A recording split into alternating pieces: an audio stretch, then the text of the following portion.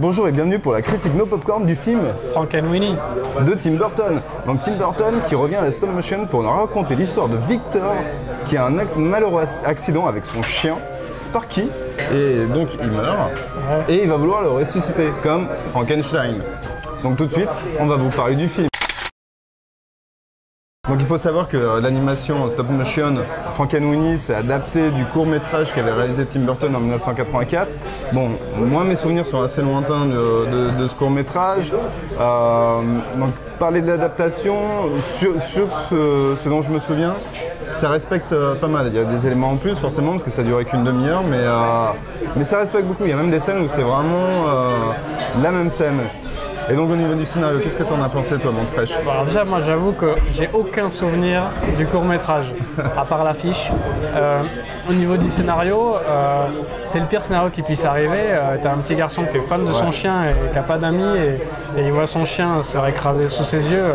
Enfin, la scène elle est filmée d'une manière subtile mais hyper triste, quand on a un animal en tout cas. Et puis après, de toute façon, qu'est-ce que tu peux dire sur le scénario? C'est un petit garçon qui va jouer les Frankenstein pour faire revenir son chien. C'est tout à fait du Tim Burton. Ça marche très bien et ça se marie très bien dans l'univers de Disney que Disney essaie de construire autour justement du réalisateur. C'est vu par les yeux d'un enfant et c'est l'amour avec son chien et c'est son seul ami, son chien. Donc forcément il perd tout ce qu'il a, donc il va à tout prix le faire revenir dans le monde. Ça pourrait être super simple en fait, mais Tim Burton a réussi à mettre tout autour tout un tas de personnages complètement bizarroïdes et qui sont un peu tirés de tous les films. C'est là où on retrouve bien Tim Burton avec vraiment les personnages un petit peu bizarroïdes, la fille qui fixe. La tronche de travers et tout. Enfin, il y en a un surtout, moi j'aurais pas aimé l'avoir dans ma classe. Justement, donc on va parler du casting. Le casting, il y a la partie voix quand même. Donc toi, tu as peut-être une préférence pour certains personnages. Pour le professeur Zikruski. C'est pas facile à dire. Interprété par Martin Landau. Un petit accent de l'Est, forcément, avec le nom. Moi, c'est mon personnage fétiche du film. Il est impressionnant. Il a une tronche qui s'étire sur 2 mètres. Vraiment. C'est un personnage qui peut faire peur, mais finalement qui est très gentil, qui est proche des enfants, qui veut les aider, tout ça, donc c'est vraiment bien trouvé. Qui est intelligent mais qui manque un peu de tact. Deuxième personnage pour moi, c'est Monsieur Moustache. Oui. Monsieur Moustache. Qui plaira à tous les enfants, à tous les parents. Monsieur Moustache et sa maîtresse quand même, parce que sa maîtresse, ils ont quand même des ressemblances. Ils sont de la même famille. Moi, de mon côté, c'est le maire. Une voix grave, ténébreuse. Enfin, c'est vraiment impressionnant quand il parle. Dans les marionnettes, on reconnaît bien Frankenstein dans une des marionnettes. Il y a aussi donc forcément le dos bossu, tout ça. Donc, le service. Voilà. Donc il y a plusieurs personnages comme ça qu'on reconnaît bien.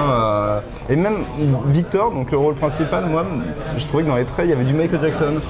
C'est quelqu'un avec des jambes très fines et tout ça, mais même au niveau de sa coupe avec le pantalon, les yeux grands verts, tout ça, le pantalon très haut.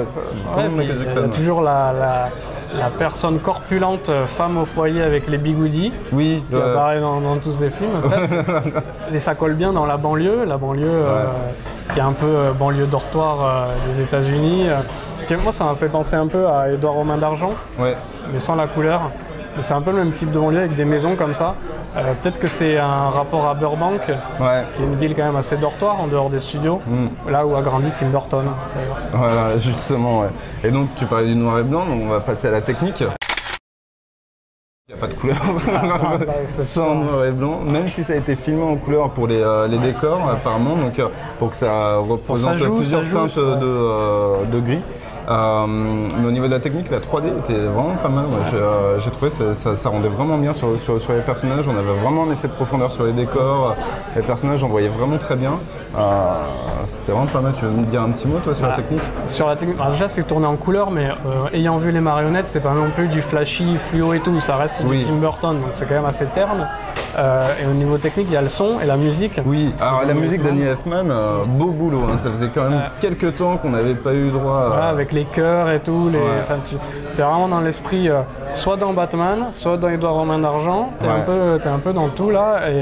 Et au final, en fait, c'est avec cette technique, si t'ajoutes la technique, le scénario et les interprètes, capté dès la première seconde que c'est dans Tim Burton. Moi j'ai trouvé qu'en plus ce film c'est un hommage au film de monstres des années 50. Et justement on a le droit à certains monstres, on vous dira pas parce que finalement on le voit pas dans les bandes annonces. Donc il y a eu une affiche, enfin il y a des affiches promotionnelles où ils donnent des pistes, mais ça sert à rien de le dire. Justement, il y a deux parties dans le film.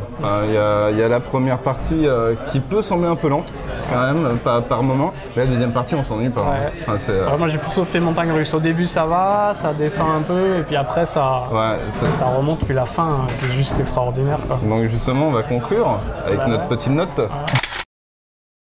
Qu'est-ce que ça a influencé mon flash? Alors moi je reste quand même, j'étais très positif dans tout ce que j'ai dit, mais ça reste quand même un film, un Tim Burton, qui est quand même un Disney, donc quand même un peu pour les enfants, donc ça reste quand même un peu commercial. C'est pas le Tim Burton qu'on a connu il y a des années, donc pour moi ce sera un 7 sur 10. Je trouve que c'est pas pour tous les enfants non plus.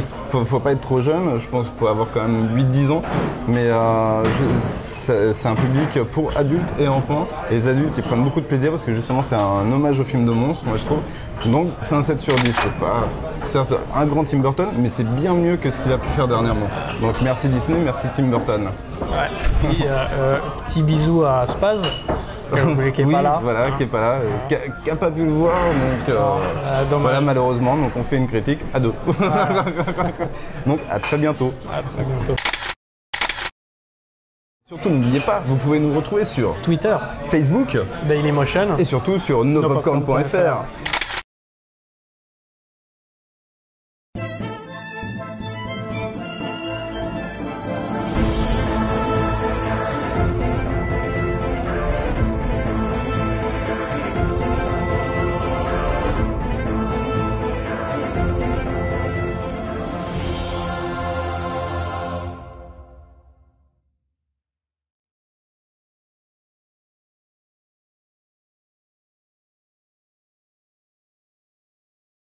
Qui est là?